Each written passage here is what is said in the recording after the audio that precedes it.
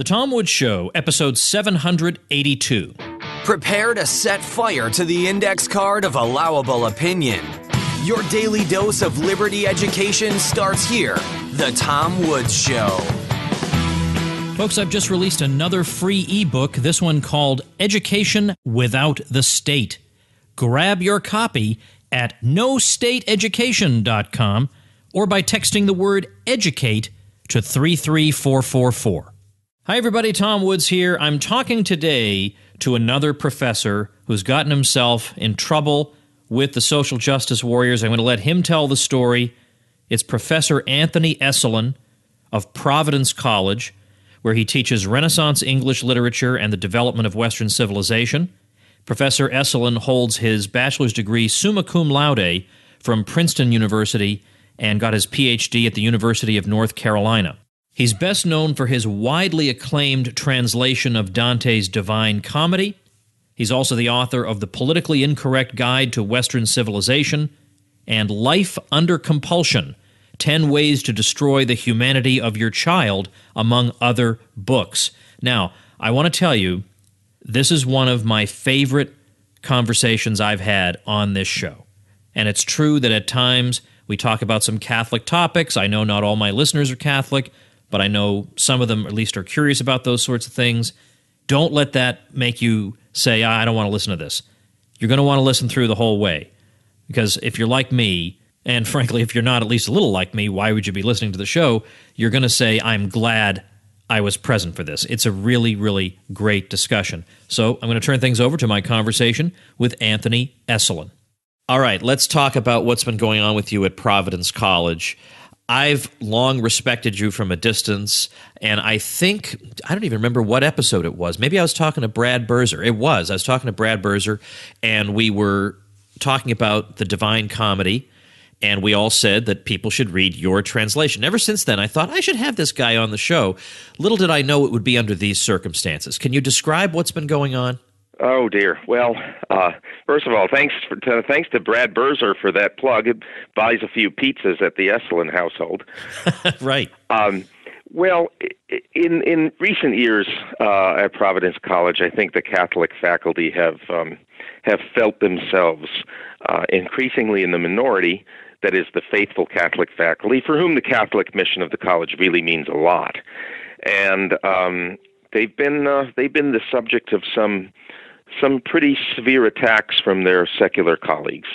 I mean, attacks that might jeopardize their careers. And I've been growing tired of it and have had, frankly, enough of it. And so I wrote a couple of articles, one in the spring, one this fall, on basically what it is that we mean by diversity, and what that has to do with a classical liberal arts education and the Catholic character of the college, the Catholic faith. And the odd thing is that as a Roman Catholic, I belong to the most culturally diverse institution in the history of the world. But secular people, I think, don't understand that. They don't know what's going on or what has gone on in the Catholic faith for 2,000 years. So they view everything in the light of current American politics, and it's hard for us to talk the same language when Catholics try to view everything in the light of the history of salvation and eternity. So anyway, I wrote these two articles, and I've come under fire for, it's the usual accusations. I'm this, that, and the other that's evil, and I've had students protesting, and the president of the college singled me out in front of the whole student body and the faculty for reproach. I mean, basically, I've been called a racist and a sexist and a this and that ist, and it's been kind of ugly.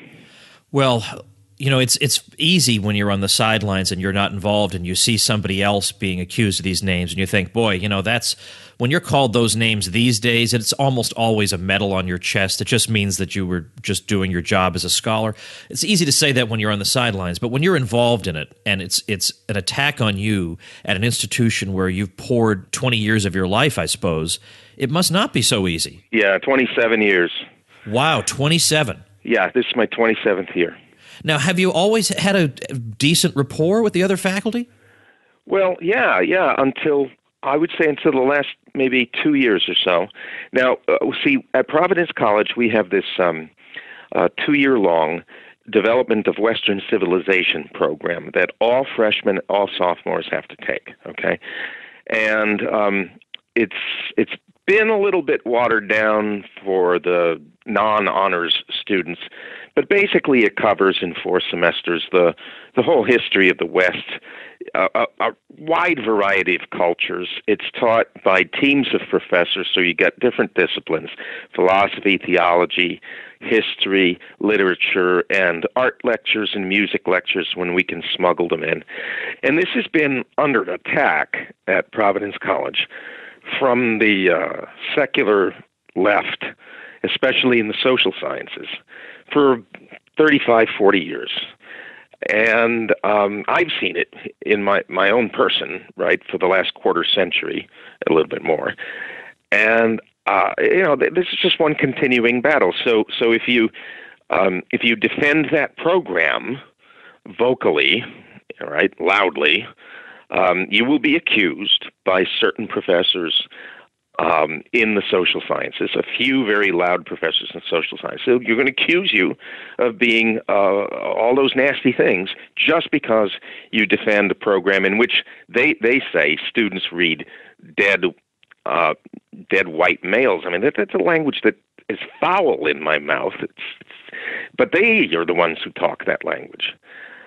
So that's part of this fight here. The fight for the Catholic identity of the college is all tangled up with how we value what used to be called a liberal arts education, a classical liberal arts education.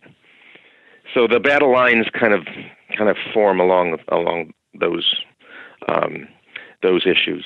Well, why don't we get into the specifics of what you said in the article that caused so much offense? Did you think it would ruffle these feathers? I mean, it could well be that you probably figured a lot of these people don't even read the sorts of websites and publications that you and I would write for. Yeah, well, I'm writing for Crisis Magazine, so I'm writing for an Orthodox Catholic audience. I figure that nobody here but maybe 2 or 3 Catholic professors is going to read an article like that.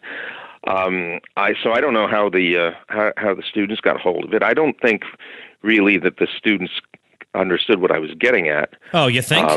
Really? Yeah, one of the points that I make in the article is that I'm actually a great believer in cultural diversity. I think I believe in it more ardently than they do, because I believe in the study of a wide variety of cultures, and you're going to get that variety these days. Not in the current world where everything is being homogenized. You're going to get it from the study of the past, and it's very precious. And not to let these past cultures be forgotten, but to learn from them, both their successes and their mistakes. I mean, here's this professor, right? I stumble around in 10 languages, but I'm called xenophobic, I spend my summers in a part of the world, French Canada, where, I'm in a foreign country among people who don't speak English as their first language, but I get called xenophobic. It doesn't make any sense. So it's very strange. So you get people on the social science side saying we need cultural diversity, but all they really study is current events from the point of view of a secular Westerner, right? How is that an experience of diversity? So that's one of the questions I'm asking in the article. Another question is, how can you be talking about diversity when you want this college, this Catholic college, to be like every other college? Isn't it a celebration of diversity to have colleges be distinct? I don't tell other colleges what they have to teach, but why should Providence College be just like them, right? But they have no answers to this, really, because, well, I think if you're secular, your ceiling is actually pretty low. So so what you've been focusing on, or one of the points in your article, is that the current day obsession with bean counting ethnic diversity is like a secular. It interferes with the type of unity that the Catholic world, which of course the word Catholic means universal, right, is ultimately striving for, and that unity points toward eternity, whereas the current fake unity is extremely present-oriented and tied up in politics and ephemeral. Yes, all that, and I will just add that in the unity of the Catholic Church, there is no homogenization. There's no reduction of everybody to the same sort of global standard. The saints are sharply distinct from one another, and the Catholic Church has been an uplifter, an elevator, a purifier, and a preserver of cultures. This is the great missionary problem: how to bring the Catholic faith to a culture that's very different from your own. And the Catholic answer has consistently been to purify that culture, to respect what is good in it and beautiful, and to celebrate that. Not to make everybody into Englishmen or everybody into Italians, but to make them more themselves than they perhaps ever were. That's part of it too. But that is something also that the secular people would not be able to see. So you say that the administration has been unfriendly and there have been protests. What else, if anything, has gone on? And do you feel comfortable on campus? Have they created a hostile work environment for you? Yes, I think they have. I think they've intended to. Certainly, if you want to make somebody comfortable on campus, you don't do what was done to me. The faculty met with the president a week or so ago and had a 60-minute hate fest.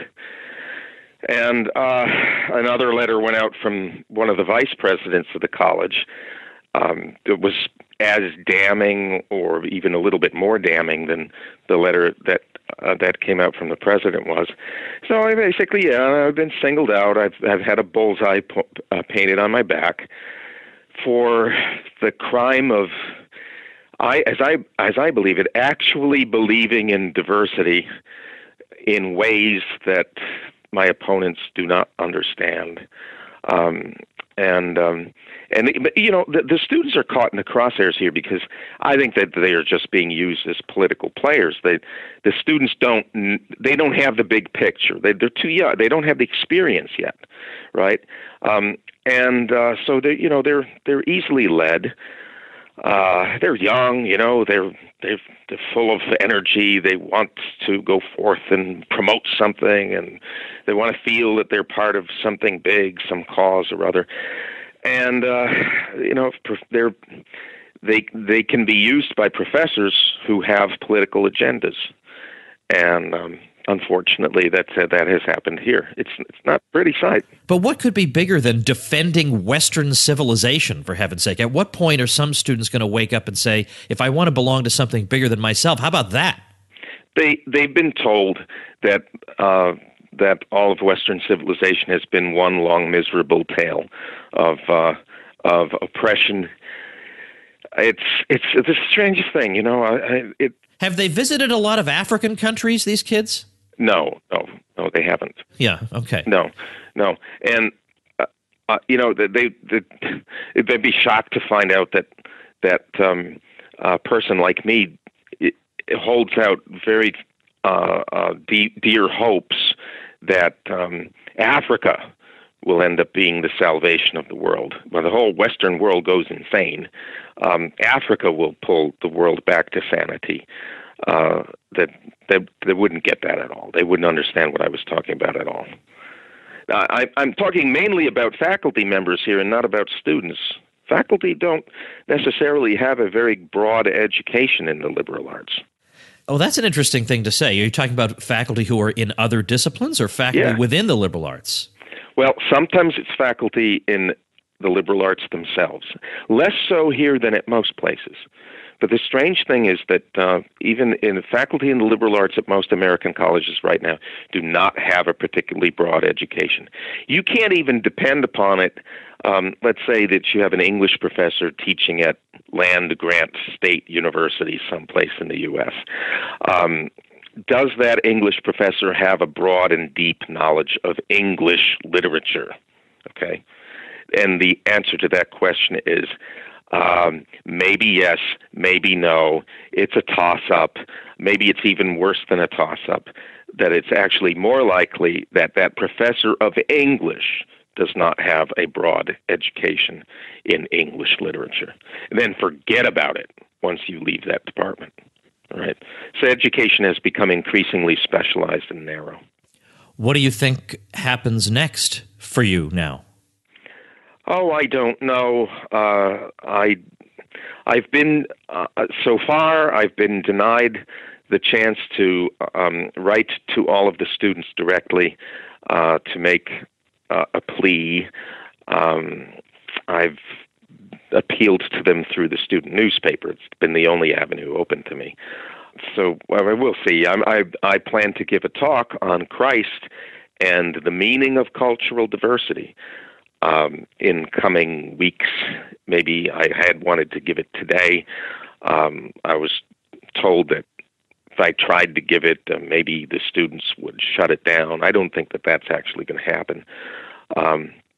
I would like to say to them things that they've never heard before, and welcome them into this great education that we have to offer them, and not to have their heads turned by campus politicians who have not had this education, don't really know, in their own persons, don't really know how to value it because they've never experienced it. You could make a YouTube video that wouldn't, it's true, be emailed to every student. I guarantee you that thing would get around because at the very least, Crisis Magazine would pick it up, right. Which means the campusreform.org would pick it up, which means the same way they found out about your article, they'd find out about the video. Now, that is a thought. I had not thought about that. That's what I'm here for. There you go, yeah. I had not thought about that. That might be... Yeah, let me think that one over. At the very least, it rallies the whole country to your side, even if it accomplishes nothing at Providence College. Yeah, which would be very unfortunate as far as Providence College is concerned. We never did lose our Catholic identity, and in many ways, it's a really good college. I used to say, until about a year or so ago, I said all the time to anybody who asked me, I said that I thought that I had the best academic job of anybody that I knew in the United States because I got to teach at a Catholic college that affirmed my freedom. I got to teach. I got to teach Homer, Augustine, Aquinas, Milton, Rembrandt, Shakespeare, Johann Sebastian Bach, Dante. You name it. I got to teach all these wonderful things to all these cheerful young people. Okay. And I could speak my mind. Not that I don't politicize in classes at all, and I don't hide the fact that I'm Roman Catholic. But I have freedom to talk about anything. I didn't have to worry until about a year or so ago. We'll see how this shakes out. My colleagues who do teach in philosophy and theology have been under the gun for a little bit longer. Because they're really out in the line, right? They've got to teach Catholic teachings, and that most of the secular faculty finds those teachings abominable. Now, what about the possibility? This depends, of course, on your tolerance level for abuse, which may be low. Yeah, but have you considered taking the offending articles you wrote and, in light of your experiences, developing a whole book out of it, doubling down on it? No, I haven't thought about that yet. The strange thing about all of this is that I know very well that if I could have students in small groups, because when you're a big group, the big group dynamic then takes over. But I can talk to any students about anything. It's faculty that are hardened in their ideologies. Students are fine, you know. If I could have the opportunity to speak to them, okay, then all this would become very different, right? But you know, they're being encouraged by people from the outside not to talk to me. They have a Facebook page calling for boycotts of my classes. My gosh. I mean, I have wonderful things to teach these kids. All I have to do is come and ask, you know, it's just right there. And it's not going to hurt me personally. It just hurts them. So the people who are urging them to do this don't have their best interests in mind. And unfortunately, as you say, what a narrow, in fact, narrow is just not a good enough word here. Stilted, I can't quite come up with the word, way to look at the world, that all you can do when looking at the world or history or other cultures is to view everything through a 21st century left liberal lens in left liberal categories. You can't even understand other people for all their talk about diversity. How could they understand almost any of the other cultures of the world if all they can think about is gender oppression? Yeah, well, that's one of the beauties of studying ancient cultures and medieval cultures and Renaissance cultures. You're forced out of your grid, right? The current political grid, and then, well, yeah, I mean that's the great beauty of a liberal arts education. It liberates you.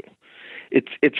I mean, Newman said this. All the great thinkers about liberal arts education in the last 150 years said the same thing.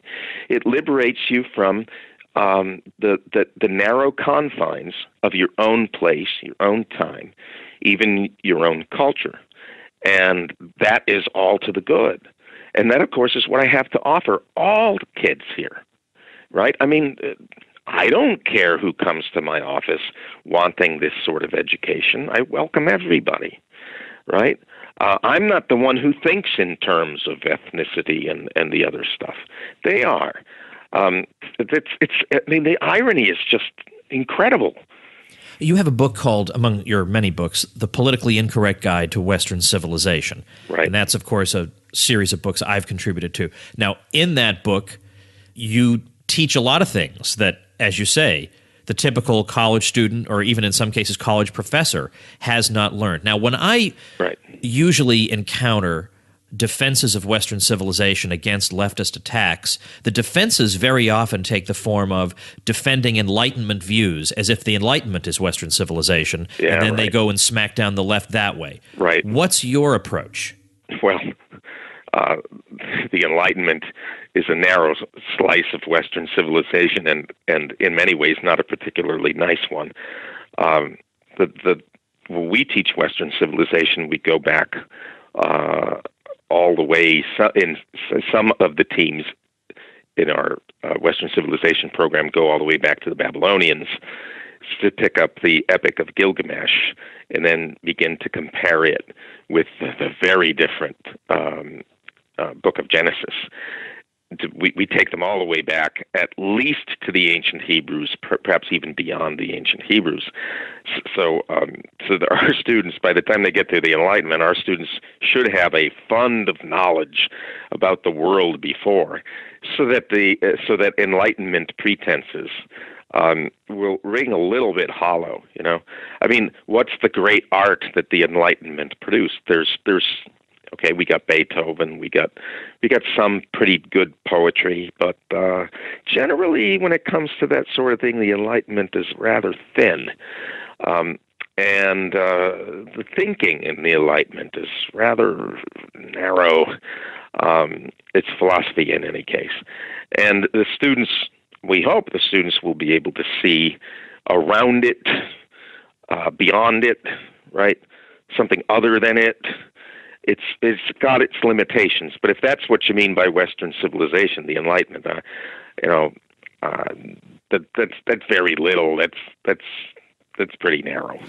What's wrong then with the typical student view of the way Western civilization has gone? That okay, we had backwards superstitious people for 1800 years, and then all of a sudden people threw this off and said, this is nonsense. We need science and microscopes and magnifying glasses. What's wrong with that?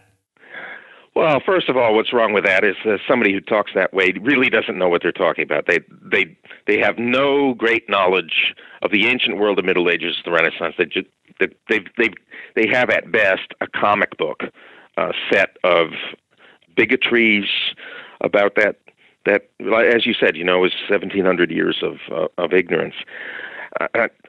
It's crazy. All I have to do is to say to people, look, all right, I'm going to show you the greatest folk art in the history of the world.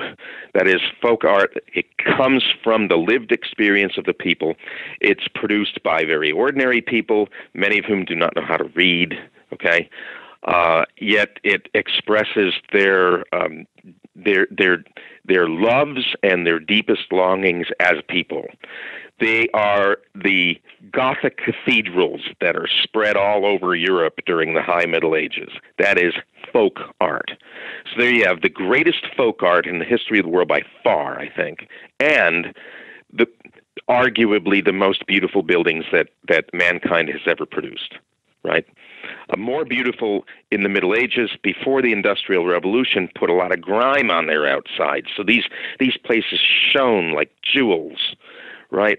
And so you're telling me that that whole era is to be dismissed. It's the era that invented the university system, right? That you supposedly love so much. What do you think, that it was invented during the time of Immanuel Kant? I can just point over and over. If these people were such dummies, how come they produced what Henry Adams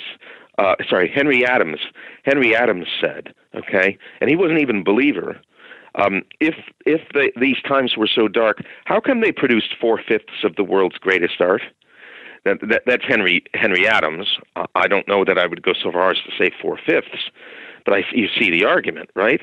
How come they produced people whose names are Dante, Thomas Aquinas, Chaucer, Bernard of Clairvaux, and so on? Okay, I mean, the people who talk as if the West began with the Enlightenment are just ignorant. But unfortunately, I think that's the view that not only the left has of. Well, you have different kinds of the left. You have the left that is anti-Enlightenment in some ways.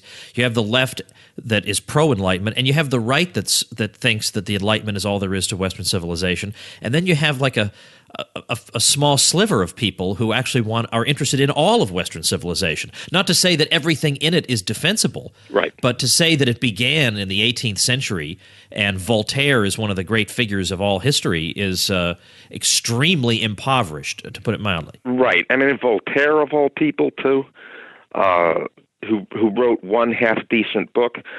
I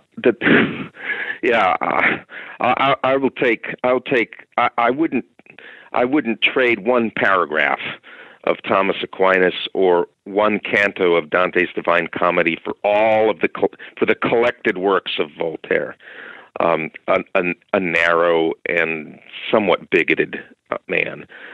The funny thing is that the people on the right who think they are conservative, whose ideas of Western civilization spring almost completely from the Enlightenment, they are what they actually are, classical 19th century liberals, right?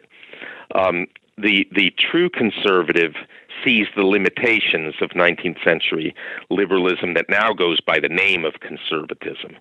So there are people like Russell Kirk and all that who want to recover the whole breadth and depth of Western civilization, which of course includes the Hebrew scriptures, right, which don't come from Europe at all, but from Asia, the Near East.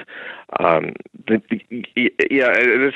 is that part, I suppose, is an in-house fight on the right. But it does frustrate me too to hear people on the so-called right talking as if they were coming right out of a salon in Paris in 1780. And yet, the interesting thing is that when you look at Russell Kirk's political views and what he's calling for in a program for conservatives, and he even wrote a book on economics that's basically pretty laissez-faire. Yeah. The political program he favors is not altogether, it's not a million miles away from what a 19th century liberal would favor. Yeah, I kind of blame him for that. I don't know. Economics is not my strong suit, so I sit on the fence there. I know that wouldn't please my friends at the Acton Institute. I remain unpersuaded of the 19th century liberal case, which is now conservative, for laissez-faire economics. Well, this would have been a good conversation. Yeah. My great man Charles Dickens was no fan of it. Oh yeah, but no, I can't start in on Charles. Yeah, he was. No, he was just such a horrible moralizer. No, I can't do this. But the thing is, I have a lot of friends in the. Well, I don't know if they would. I think of myself as their friend. I don't know how they feel about me, but. For a long time, I wrote for the traditional Catholic press. So Crisis Magazine, we would have viewed as squishy. That was how we were, right? Well, with Crisis Magazine, what's the matter? But a lot of them, not all, but a lot of them just couldn't take, because I do basically favor laissez-faire economics. But instead of this being look, let's talk this out. We're all friends. Let's try and talk this out. It really became like an excommunication. But at least they didn't excommunicate me the way there were no protests, there were no bullhorns. There was no, it was just we'd rather that you not publish with us anymore. And if that's the way people want to disagree with each other, I'm totally all in favor of that. But I know that group of people. I understand what their arguments are. And for people listening who have heard, I wrote a book called The Church and the Market that was really not aimed at socialists. It really was aimed at traditional Catholics who have a different criticism. They're not critiquing the market economy for the reasons that Hillary Clinton might. Right. It's a much more, and I'm much more sympathetic to their arguments, which is why I wanted to take them seriously. Whereas most of the time, as you probably know, if you're right of center and you're skeptical of the market economy, you get treated like you're Bernie Sanders, and that's not what you're saying, and it's not what you're. No, not at all. This should be a very cordial, friendly, in-house discussion among Catholics about just what it is that a free economy is supposed to provide. And I think the Church does teach that there ought to be very broad freedoms in the economy, right? I mean, I find that in the writings of Pope Leo XIII, who I wrote a book about. And yet that we always have to ask the question that an ideologue would not want to ask, which is exactly how does this policy here play itself out in terms of the human good, in terms of the common good. And that may differ, actually, from place to place and time to time, from situation to situation. But those are questions that deal with pragmatics and less with ideology. So, though I am very sympathetic to the Acton Institute, and I hope they hire me, actually. I've got that distributist part of me too, from Chesterton and Belloc and the others. And I just want to keep asking the question, in these particular circumstances, what economic policy should we follow in order to produce the good society, to bring about the common good? I don't think that's a question that can be answered in the abstract. I think it has to be rooted in time and place. But that's an argument that we can have amongst ourselves. Yeah, and I always wanted to have that discussion. I really did, because I thought that would be fruitful and it would force me to think a little bit harder about a lot of things. And unfortunately, I was just more or less expelled from that particular group. And a guy I had once written a book with wrote an entire book denouncing me. And a whole book. So in a way, I was flattered that I was worth a whole book. Who was that? Chris Ferrara. Does that name ring a bell? Yeah. Yeah, all right. So let's not – I don't want to – look, I'm not about personalities here on the show. I really am about the ideas. And so that's a shame. That's a shame. We a Robert Sirico and a Dale Ahlquist should be able to talk to each other. We should all be able to talk to each other about these things because basically we all believe the same things, right? if we're Catholics and we're interested in politics, economics, and the common good, we basically agree on what this life is all about, where it's aimed. We have broad agreement on what actually constitutes the common good. Okay, then our question is how do you practically achieve it? How do you bring it about? And as I say, I mean, those are questions that deal with pragmatics and situations. We've got to see. But that should be a very friendly argument. What's going on here is not a friendly argument. No, it's not. It's not. I mean, I wouldn't want to be attacked by the left. I mean, at this point in my career, where I'm not beholden to anybody, and I don't earn a regular paycheck from anybody. It doesn't matter. It only elevates my profile. So in a way, it's fine. It's no problem for me. But I remember what it was like collecting a paycheck and having major newspapers denounce my politically incorrect book because it said all kinds of forbidden things. And what's interesting was, just like in your case, they didn't actually correct me. They didn't say, this is a factual error Woods makes, and we're going to correct him. It was, how dare he say this? It was that kind of approach. But then going back just for a second to the traditional Catholic press, the bizarre thing about this, of course, is that, this all took place pretty much at the end of John Paul's pontificate and during Benedict. And when Benedict became pope, I think a lot of Orthodox Catholics breathed a bit of a sigh of relief, like, okay, things are somewhat normal now in the Catholic world. Maybe normality will be restored. But frankly, and I don't expect you to comment on this, but frankly, in the Catholic world of Pope Francis, the idea that a free market Catholic is your biggest enemy is absurd. You know, the idea that I would be expelled, not that I'm particularly keen on getting back in, but see what I mean? This is ridiculous. You can't pick your battles? Yeah. So no, that's... Yeah. Oh my gosh. Anyway, boy. and I always say to faithful Catholics and faithful Christians of other communions, I say all the time, and this comes from my experience at Touchstone magazine, which is edited by Catholics and Eastern Orthodox and conservative Protestants. I say, look, we got a whole lot of enemies out there that just want to crush us. Right? They don't want to hear anything about Christianity at all. There's just stuff out there. There's a lot of bad stuff out there and a lot of harmful stuff for humanity. Aim your guns at that. Don't aim your guns at each other. What do I care if the uniform of the guy whose rifle is aimed in the same direction that my rifle is aimed? His uniform is a little bit different from mine.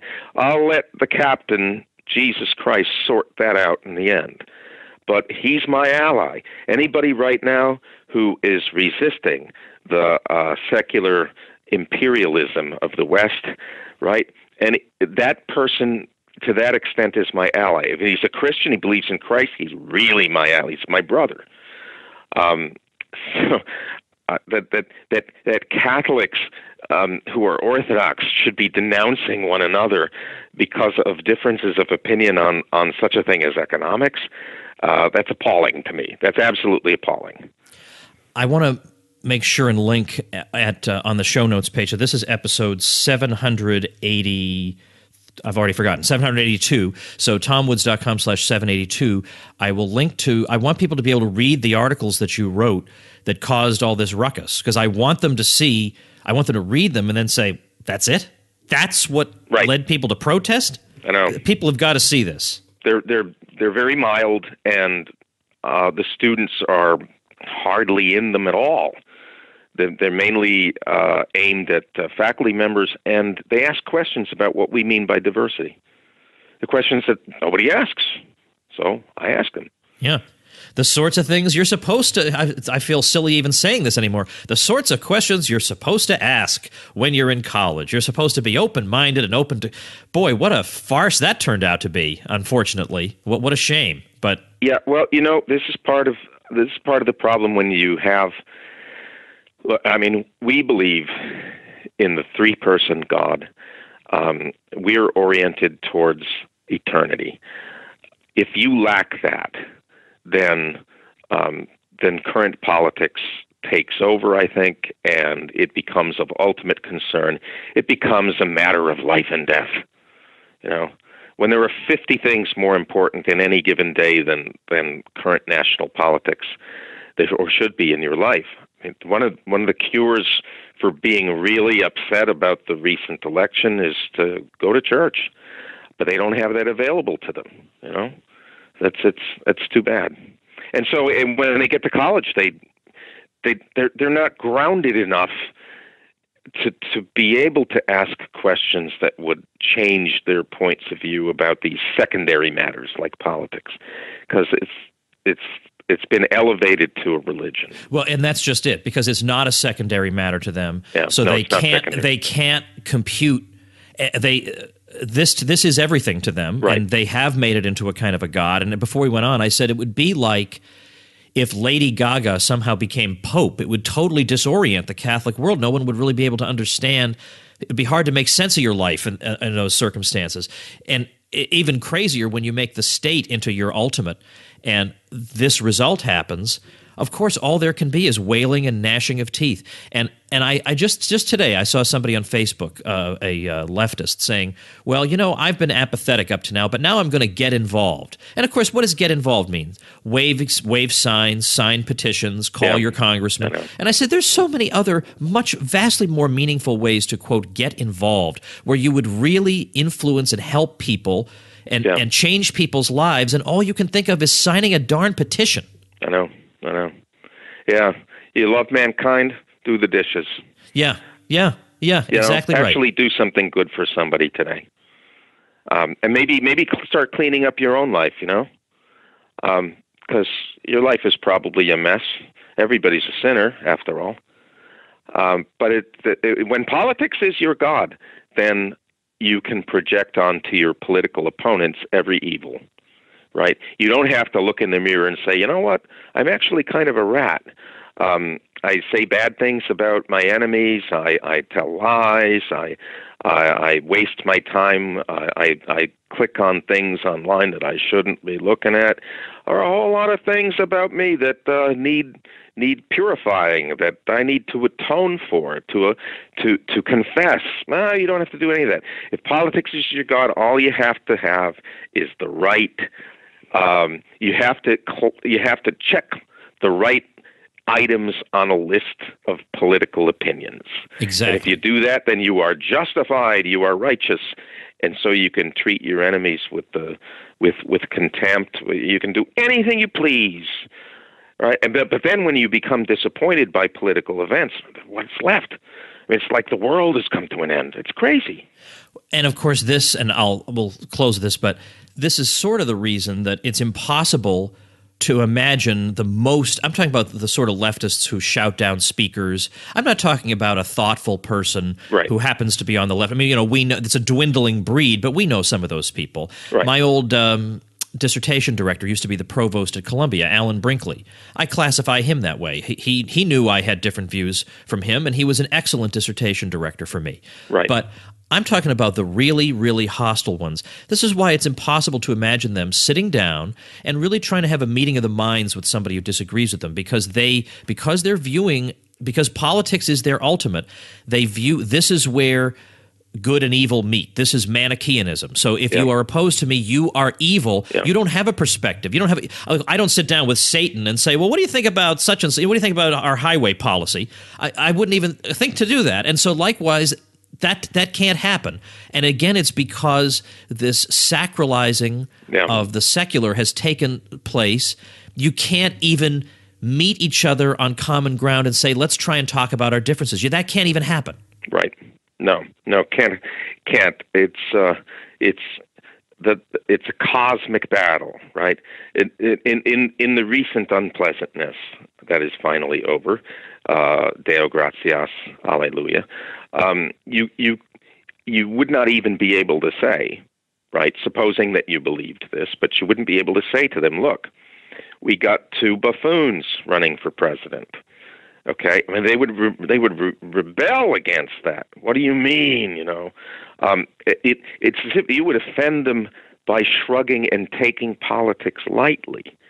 Now, of course, it can't be taken that lightly either. It does have consequences for human life, for our life in the United States.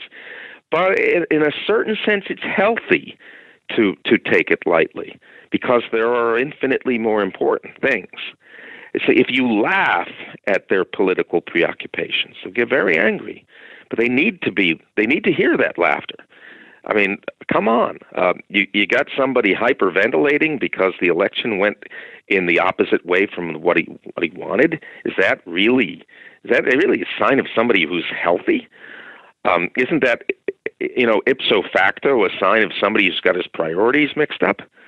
But they that don't see it. Oh my gosh, it's holy water and all the sacraments put together for them.